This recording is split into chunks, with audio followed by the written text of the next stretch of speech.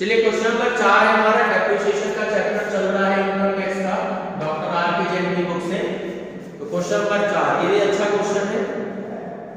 Mister Sanjay देव एक machine purchase करते हैं 5 जून 2018 में 4 लाख रुपए की और उसको सेल कर देते हैं 1 अप्रैल 2019 में 2,50,000 रुपए।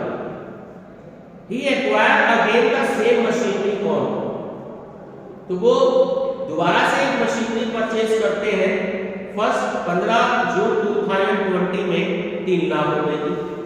ठीक, तो what will be the actual cost of the machinery for the previous year 2020-21? तो ये भी उन्होंने 2021 से रिलेटेड उन्होंने पूछा। ठीक है, क्वेश्चन वैसे स्टार्टिंग है जैसे क्वेश्चन नंबर 3 था।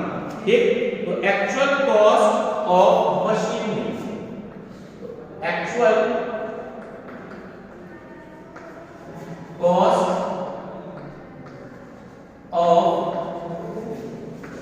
मशीनरी ऑन, डेट बोलो, डेट क्या थी?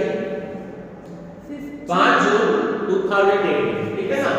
तो 5 जून 2018 बोलो कितने की थी? 4 लाख रुपए की। ठीक है ना।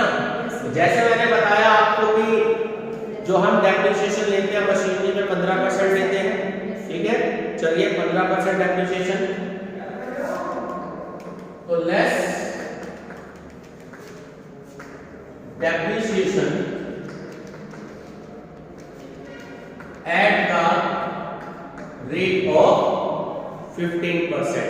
ठीक है, for previous year, for previous year. अब ध्यान से देख लो, जून का मंथ है ना,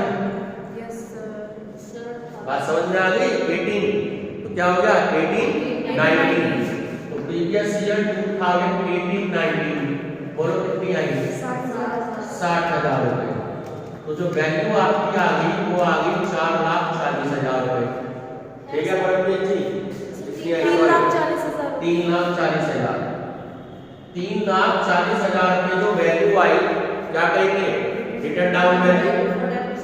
ठीक, तो ये जो आपकी वैल्यू हुई, अब ध्यान से समझ लीजिएगा, रिटर्न डाउन वैल्यू ऑन 1 अप्रैल 2019 की वैल्यू हो गई। तो 1 अप्रैल 2019 में ये तो यहाँ पे 31 मार्च तक खत्म हो गई। अब 1 अप्रैल 2019 में वैल्यू कितनी हो गई उस मशीनरी की? 3,40,000। यहाँ तक की बात क्लियर है? चलिए नेक्स्ट, फिर से डेप्रिसिएशन चार्ज करेंगे। Less depreciation at the rate of 15% for previous year 2019-20। चलो जी माइनस कर दो, 51,000। ठीक, माइनस करो 289,000। अब ये वैल्यू कब फिल हो गई? ये वैल्यू हो गई आपकी रिटर्न डाउन वैल्यू ऑन 1 अप्रैल 2020। ठीक है भाई, ये तो 31 मार्च 2020 तक की हो गई। और उसके बाद 1 अप्रैल 2020 में आपकी हो गई 2,89,000। यहाँ तक की बात क्लियर है? बस इससे आगे हमें कैलकुलेट नहीं करनी है क्योंकि उसने हमसे 20-21 तक की पूछी है। यहाँ तक क्लियर हो गया? लेकिन अब जरा क्वेश्चन में एक लाइन बड़ी इंपॉर्टेंट है, इसमें जरा डिस्कशन कर लेते हैं थोड़ा सा। अब एक लाइन लिख लीजिएगा जो आपको यहाँ नोट करनी है। मशीन सोल्ड ऑन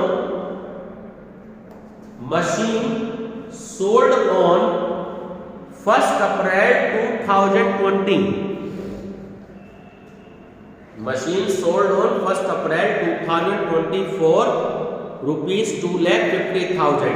तो सेकेंड लाइन में ये कहा कि उसने उस मशीन को 2,50,000 में सेल कर दिया। ठीक है, फुल स्टॉप।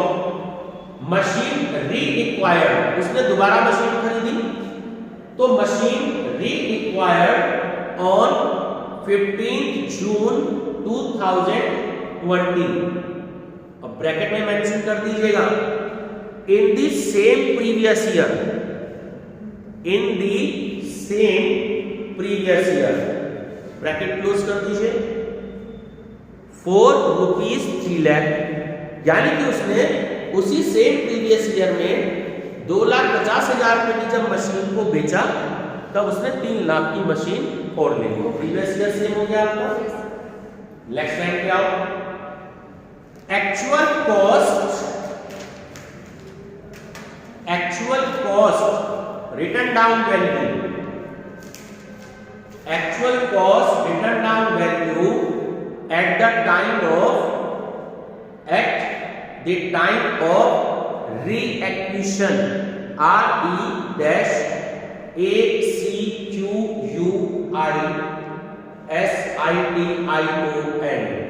will be, देखो हमने अभी कैलकुलेट करी थी, will be कितनी हो गई 2,89,000। यहां तक क्लियर है? Bracket being the depreciated value, मतलब जब हमने डेप्रिसिएशन चार्ज किया तब ये वैल्यू कैलकुलेट होकर के आई है 2,89,000, ठीक है। तो being the depreciated value, bracket close कर दीजिए, और 3 लाख। देखो क्वेश्चन में दे रखा है, उसने तो नई मशीन खरीदी है, वो कितने की खरीदी? 3 लाख की, लेकिन जो हमारी डेप्रिसिएटेड वैल्यू आ रही है यहां पर वो कितनी आ रही है? 2,89,000। यहां तक क्लियर है? तो कोमा लगा के लिख दीजिएगा which ever is less। तो 2,89,000 की जो वैल्यू है वो 3 लाख से कम आ रही है। बात क्लियर हो गई? चलिए hence comma the actual cost for previous year